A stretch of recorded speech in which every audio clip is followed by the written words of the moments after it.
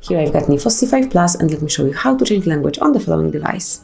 So at first, let's open list of all applications, then find and select the settings. Here you have to pick System, and then go to Languages and Input.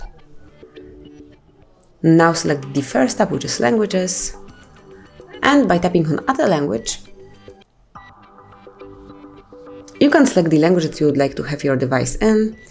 So just select, for example, French. Then swipe it to the first place to make it a default one. And that's it. From now on, your device is in French, as you can see.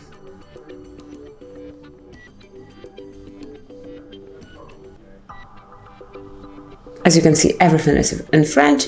And if you would like to go back to English, or if you would like to change the language one more time, simply open Languages one more time and either swipe up English or add another language to make it a default one.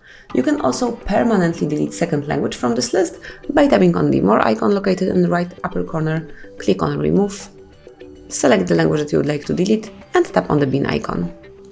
Confirm that you would like to wipe this language from the languages list. And that's it.